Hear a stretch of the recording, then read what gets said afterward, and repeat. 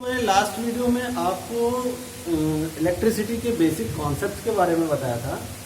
इस वीडियो में मैं आपको कुछ स्पेशल लॉ के बारे में बताऊंगा कि जो इलेक्ट्रिसिटी चैप्टर में आपको देखने को मिलेगा, और उसके बारे में आप थोड़ा सा बहुत ही ध्यान से इस वीडियो को देखिएगा, क्योंकि ये लॉ जो है ये अपने आप में एक बहुत बड़ी अहमियत रखता है इलेक्ट्रिसिटी चैप्टर में। जैसे इस लॉ का नाम है ओम्स लॉ। ओम ने हमको एक लॉ दिया जो इलेक्ट्रिसिटी में करंट, रेजिस्टेंस, पोटेंशियल डिफरेंस, इन सब के बीच का एक रिलेशन हमको मिलता है। अब वो रिलेशन है क्या चीज़, इसी चीज़ को हम लोग इस वीडियो में पढ़ेंगे। तो सबसे पहले ओम्स ने हमें बताया कि जो भाई मैंने लास्ट वीडियो में आपको बताया कि पोटेंशियल डिफरेंस कुछ और नहीं। पोटेंशियल डिफरेंस क्या होता है? दो पॉइंट है, इलेक्ट्रिक फील्ड है, उसमें दो पॉइंट है। इन दोनों पॉइंट्स के का अपना अपना पोटेंशियल होगा, और इन दोनों पॉइंट्स के जो पोटेंशियल है, उन पोटेंशियल के बीच का जो डिफरेंस है वही हमारा पोटेंशियल डिफरेंस होगा। या हम लोग दूसरे शब्दों में अगर इनको कहें तो हम ये कह सकते हैं कि अगर इस पॉइंट से, यानी पॉइंट ए है, यानी जो हमारा पॉइंट ए है, यानी इस पॉइंट से दूसरे पॉइंट पर किसी एक कूलाम ऑफ चार्ज को, यानी 1 कूलाम ऑफ चार्ज को 1 पॉइंट से अनदर पॉइंट पर ले जाने में जो अमाउंट ऑफ वर्क हमको करना पड़ता है, जो अमाउंट ऑफ वर्क होता है, यानी वर्क लगता है, यानी करना पड़ता है, उसी को हम लोग कहते हैं पोटेंशियल डिफरेंस। ठीक, तो ओम्स ने हमको बताया कि जो पोटेंशियल डिफरेंस है और करंट के बीच का एक रिलेशन बताया। वो रिलेशन क्या है? उन्होंने कहा एट अ पार्टिकुलर टेम्परेचर। बेटा देखो, इस वर्ड का एक अपना फिक्स यहाँ पे बहुत बड़ा सेंस है। ये वर्ड का मतलब, ये सेंटेंस जो मैंने आपको बोला, यानी ये फ्रेज एक प्रकार का जो मैंने बोला है, इस फ्रेज को आप बहुत ही ध्यान समझिए। बस आपको समझिए कि ओम्स लॉ पूरी तरीके से तैयार क्या है। एट अ पार्टिकुलर टेम्परेचर, यानी टेम्परेचर कोई फिक्स होना चाहिए, यानी हर टेम्परेचर का अलग अलग महत्व है। तो at a particular temperature the current flowing through a current carrying conductor, the current flowing through a current carrying conductor is directly proportional to the potential difference across the ends of the conductor. यानी कोई current, suppose करिए current carrying conductor है, this is a current carrying conductor. So the amount of current, यानी किसी एक particular temperature पर इसमें से जो करंट फ्लो कर रही है, the amount of current, the current flowing through a current carrying conductor is directly proportional to the potential difference across the ends of the conductor. यानी यहाँ से और यहाँ के बीच में जो पोटेंशियल डिफरेंस है, उस पोटेंशियल डिफरेंस, वो पोटेंशियल डिफरेंस के डायरेक्टली प्रोपोर्शनल क्या है? करंट है। यानी हम लोग कह सकते हैं कि current is directly proportional to the potential difference across the ends of a conductor. यानी क्या कहा था उन्होंने? According to Ohm's law, according to Ohm's law, at a particular temperature, the current flowing through a current carrying conductor is directly proportional to the potential difference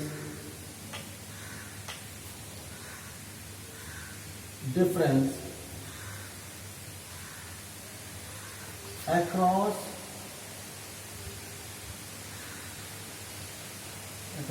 check कर लीजिएगा, across the ends of the conductor. यानी अगर कोई conductor है हमारे पास, current का भी conductor है, तो अगर ये इसका पॉइंट ए मान लीजिए बी, दो एंड्स हैं, तो इनके बीच का जो पोटेंशियल डिफरेंस होगा, यानी इनके बीच का जो पोटेंशियल डिफरेंस होगा, उसी के करंट डायरेक्टली पोटेंशियल डिफरेंस। इसी को हम लोग ये भी कह सकते हैं, हम ऐसे भी ले सकते हैं, B is directly equal to I, B is directly equal to I. यानी जैसे जैसे पोटेंशियल डिफरेंस बढ़ेगा वैसे वैसे करंट भी हमारी बढ़ेगी। यहाँ पे डायरेक्टली प्रोपोर्शनल बोलने का सिर्फ एक ही सेंस है, आप ये समझ लीजिए कि जैसे जैसे पोटेंशियल डिफरेंस हम बढ़ाते जाएंगे वैसे वैसे कंडक्टर में करंट की मात्रा भी बढ़ती जाएगी। ठीक, अब इस प्रोपोर्शनलिटी कांस्टेंट को हटाने के लिए V is equal to I into R, यानी R जो है हमारा वो R कुछ और नहीं, R हमारा क्या है, कांस्टेंट। क्या है, कांस्टेंट है। और इस ये R जो कांस्टेंट है, यानी यहाँ से हम एक चीज कह सकते हैं कि V अपॉन आई हमेशा कांस्टेंट होगा, यानी R के बराबर होगा। और इसी R को नाम दिया जाता है रेजिस्टेंस। क्या नाम दिया जाता है, रेजिस्टेंस। रेजिस्टेंस क्या होता है बेटा, अब इसके बारे में हम लोग आगे थोड़ा सा इसके बाद पढ़ेंगे कि रेजिस्टेंस होता क्या है, किसी भी वायर का रेजिस्टेंस है क्या चीज। तो रेजिस्टेंस कुछ और नहीं, रेजिस्टेंस क्या है, रेजिस्टेंस एक प्रकार की करंट कैरिंग कंडक्टर या किसी भी कंडक्टर की वो प्रॉपर्टी है जो करंट के फ्लो को या इलेक्ट्रॉन्स के फ्लो का क्या करती है, अपोज करती है, विरोध करती है। समझ रहे हैं। सपोज करिए हमने आपसे कहा कि आपके पास दो रास्ते हैं, आपके पास एक भीड़ भाड़ वाला रास्ता है और एक एकदम हाईवे आपको पूरा क्लियर है। तो अगर आप और दोनों की डिस्टेंस सेम है, आपको x से y की तरफ जाना है और एक p से q की तरफ जाना है, p और q के बीच का जो डिस्टेंस है वो x y के डिस्टेंस के बराबर है। लेकिन x y वाला जो रास्ता है उसमें भीड़ ज़्यादा है, वहाँ पे आदमियों की संख्या ज़्यादा है, और जो दूसरा रास्ता है उसमें भीड़ कोई नहीं है। तो अब बताइए आपको सबसे ज़्यादा समय कहाँ लगेगा, भीड़ वाले क्षेत्र में लगेगा ना, सबसे ज़्यादा समय भीड़ वाले क्षेत्र में लगेगा ना, यानी आप आसानी से उसमें चल नहीं पाएंगे। तो जिस कंडक्टर का रेजिस्टेंस ज़्यादा होता है उसमें करंट बहुत ही कठिनाई से फ्लो करती है, यानी बहुत अच्छी तरीके से करंट फ्लो नहीं कर पाती। जिनका रेजिस्टेंस कम होता है उनमें करंट बहुत अच्छी तरीके से फ्लो हो जाती है। आप यहाँ पे देख रहे हैं R का जो रिलेशन है V के साथ में, पोटेंशियल के साथ में डायरेक्टली है, लेकिन R I के साथ में हमेशा कैसा, इनवर्स रिलेशन। कैसा रिलेशन, इनवर्स, यानी R जैसे जैसे बढ़ेगा I की वैल्यू वैसे वैसे उस कंडक्टर में कम होती जाएगी। ठीक है बेटा। तो इसके बाद हम लोग बात करते हैं कि रेजिस्टेंस क्या होता है। अच्छा, यहाँ पे थोड़ा सा एक चीज और मैं डिटेल में बताता हूँ। रेजिस्टेंस बताने से पहले आपको थोड़ा सा एक चीज और डिटेल में मैं मिल जाऊंगा। ये स्टेटमेंट तो आपको बुक में मिल जाएगा, उसको बुक से देख करके अपनी कॉपी में नोट करिएगा। लेकिन यहाँ पे जब हम रिलेशन की बात करें, देखिए V इज अपॉन आई हमें क्या मिल रहा था, कांस्टेंट मिल रहा था ना, R के बराबर मिल रहा था कि नहीं मिल रहा था। और V की यूनिट क्या होती है, वोल्ट होती है, 1 वोल्ट। और I को क्या बोलते हैं, 1 एम्पियर बोलते हैं। ठीक है, ये R। तो रेजिस्टेंस हमारा यहाँ पे देख रहे हैं 1 वोल्ट 1 एम्पियर है। ठीक है, यानी हम यहां से कह सकते हैं रेजिस्टेंस क्या है, रेजिस्टेंस किसी भी करंट कैरिंग कंडक्टर की वो प्रॉपर्टी है जो इलेक्ट्रॉन्स के फ्लो का क्या करती है, अपोज करती है, विरोध करती है। तो अब हमें रेजिस्टेंस थोड़ा और डिटेल में पढ़ना पड़ेगा। तो रेजिस्टेंस के बारे में हम लोग जानकारी करते हैं। रेजिस्टेंस के बारे में जैसे मैंने बताया आपको कि रेजिस्टेंस क्या है, रेजिस्टेंस ऑफ वायर। रेजिस्टेंस के साथ साथ बेटा इस चीज को आप बहुत विशेष इसको ध्यान में रखिए, V is equal to I R. इसके बारे में स्पेशली आप इसको दिमाग में बिठा लीजिए कि पोटेंशियल डिफरेंस जो हमने ओम्स लॉ से हमको ये वाला फार्मूला मिल रहा है, पोटेंशियल डिफरेंस करंट और रेजिस्टेंस के बीच का एक रिलेशन मिल रहा है। क्या मिल रहा है, एक रिलेशन मिल रहा है।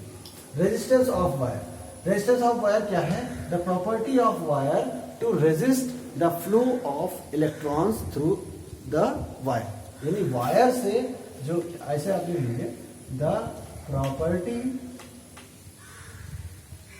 Of wire property of wire to oppose the flow of electrons through the wire। ठीक है, तो रेजिस्टेंस ये हो गया। रेजिस्टेंस बेटा कुछ फैक्टर्स पे डिपेंड करता है, factors affecting resistance on resistance.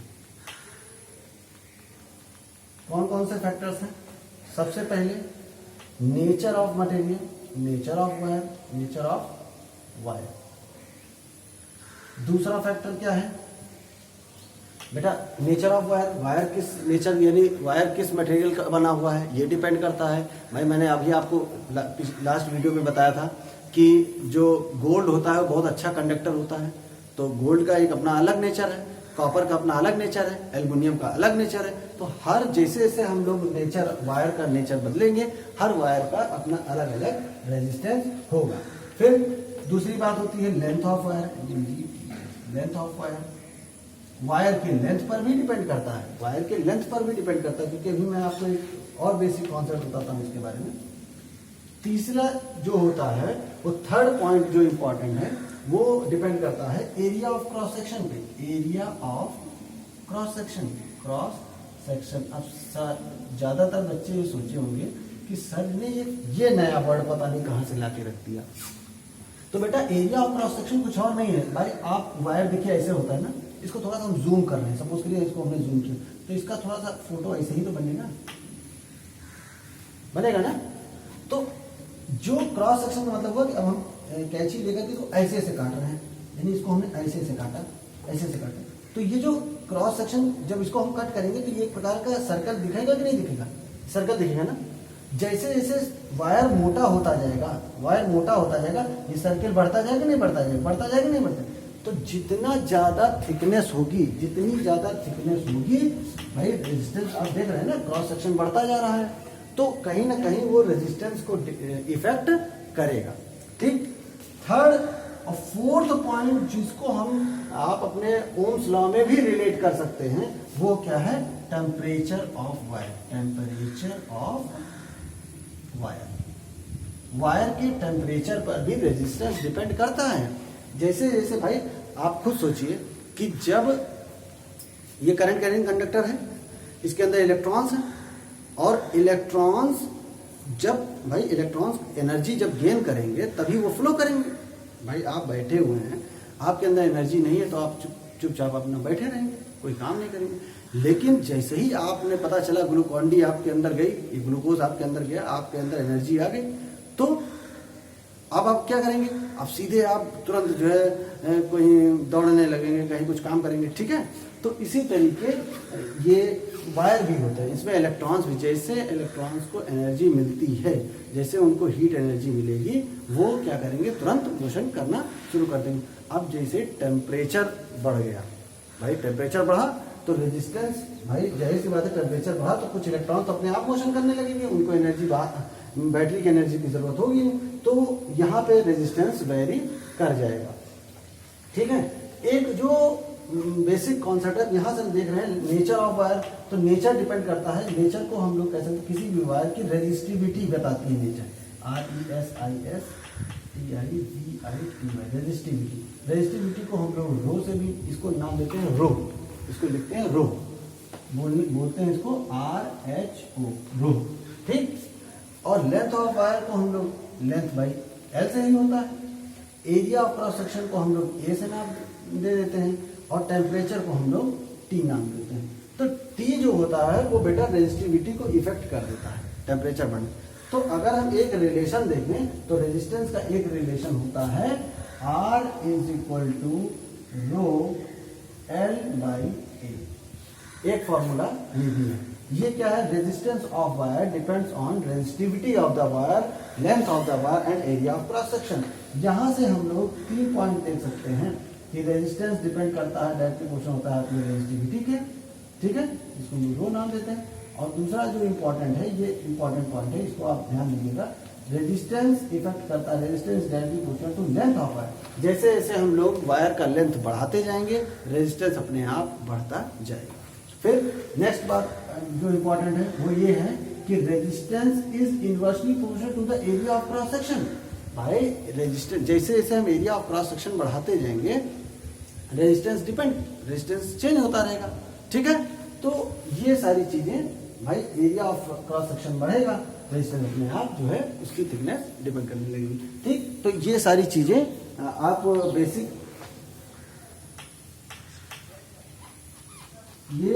Basic concept आप अपनी कॉपी में मेंशन करिए, ठीक है। तो यहां से रेजिस्टेंस के बारे में ये बातें क्लियर, ये सारे पॉइंट्स आप अपनी कॉपी में मेंशन कर लीजिएगा। फिर नेक्स्ट जो टॉपिक है, नेक्स्ट टॉपिक में हम बात करते हैं, जैसे रेजिस्टेंस के बारे में हम लोगों ने बात किया, तो रेजिस्टेंस में नोट करके पॉइंट लिख लीजिएगा। रेजिस्टेंस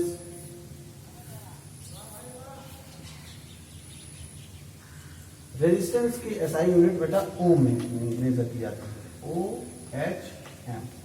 इसको सिंबल किस सिंबल से डिनोट किया जाता है, ओमेगा। इसको नाम देते हैं ओमेगा, OMEGA। जैसे हमने कहा रेजिस्टेंस बताइए क्या होता है, तो रेजिस्टेंस को ओमेगा से डिनोट किया जाता है, जैसे 1 ओम, ये 2 ओम, ओमेगा इसको बोलते हैं, ठीक है। ऐसे ये रेजिस्टेंस बढ़ता है, मतलब रेजिस्टेंस इस तरीके बताया जाता है, ठीक है। तो आप ये कह सकते हैं कि रेजिस्टेंस को जो बेसिकली रेजिस्टेंस को रिप्रेजेंट करने का जो साइन होता है वो ओमेगा होता है, इसको हम लोग ओम भी बोलते हैं। 1 ओम रेजिस्टेंस क्या होता है इसके बारे में आप इतना समझ लीजिए। जैसे हमने आपको एक फॉर्मूला बताया, R = ρL/T।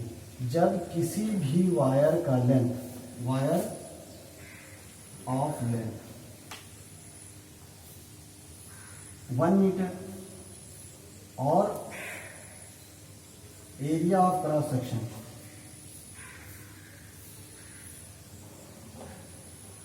तो कितना होगा, 1 मीटर स्क्वायर। तो रेजिस्टेंस जो है वो क्या हो जाएगा, रेजिस्टेंस हमारा 1 ओम कहलाएगा, यानी रेजिस्टिविटी भी 1 होती है, तो ये हमारा क्या कहलाएगा, 1 ओम रेजिस्टेंस, ठीक है। यानी 1 ओम रेजिस्टेंस कुछ और नहीं, 1 ओम रेजिस्टेंस क्या है, 1 ohm resistance is the resistance of a conductor which resist the flow of charge। यही रेजिस्टेंस जो है वो कुछ और नहीं है, वो फ्लो ऑफ चार्जेस का विरोध करता है, यही इसीलिए। तो इतनी सारी बातें ये सब रेजिस्टेंस में थी। इसके बाद अगर हम लोग थोड़ा सा ध्यान दें तो अभी मैंने आपको पहले ही बताया था कि रेजिस्टेंस जो है वो टेम्परेचर पर भी डिपेंड करता है। भाई टेम्परेचर बढ़ जाएगा, रेजिस्टेंस अपने आप कम हो जाएगा, क्योंकि इलेक्ट्रॉन्स को सफिशिएंट अमाउंट ऑफ एनर्जी मिल जाएगी।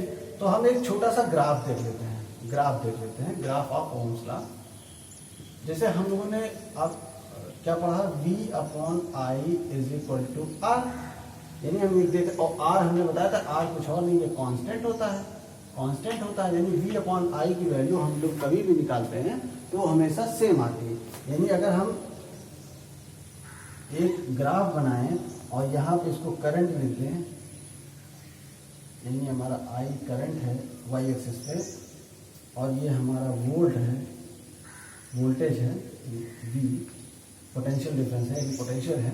तो अगर हम यहाँ पे V/I का जो ग्राफ बनाएंगे वो लगभग ऐसे हमारा मिलना चाहिए, क्योंकि सेम है भाई, हर पॉइंट पे जो V और I की वैल्यू सेम मिलनी चाहिए।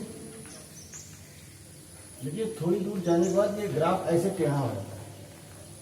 जाना इसको कैसे था, जाना इसको बेटा ऐसे सीधे चाहिए था, लेकिन ये थोड़ा सा टर्न हो जाता है। क्यों? ये अगर आप लगातार करंट, किसी भी करंट कैरिंग कंडक्टर से लगातार करंट पास करते रहेंगे तो वहां पे हीटिंग इफेक्ट होता है। कैसा इफेक्ट होता है? Heating effect.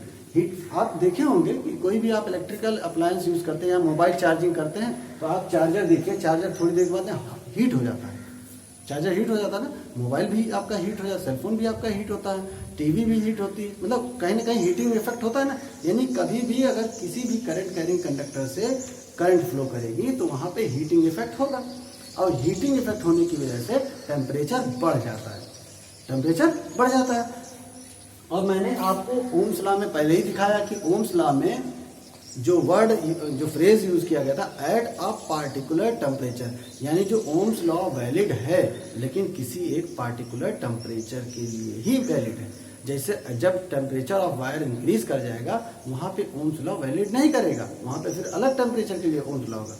इसीलिए ये शॉर्ट टाइम के लिए होता है। कभी भी जब हम लोग प्रैक्टिकल करते हैं तो उसमें इस बात का जरूर ध्यान देते हैं कि जितनी देर के लिए हमको रेजिस्टेंस कैलकुलेट करना है उतनी देर के लिए ही सिर्फ उसमें करंट फ्लो करते हैं, और थोड़ी देर जब फिर उसको स्विच ऑफ कर देते हैं, उसके थोड़ी देर बाद जब वो वायर ठंडा हो जाता है फिर से हम लोग कैलकुलेशन करते हैं। क्योंकि जैसे टेम्परेचर बढ़ जाएगा रेजिस्टेंस चेंज हो जाएगा, जब रेजिस्टेंस चेंज हो गया तो उस समय आपको जो करेक्ट रीडिंग है वो करेक्ट रीडिंग, यानी ये ग्राफ आपका स्ट्रेट लाइन नहीं जा करके आगे थोड़ा सा कर्व हो जाएगा।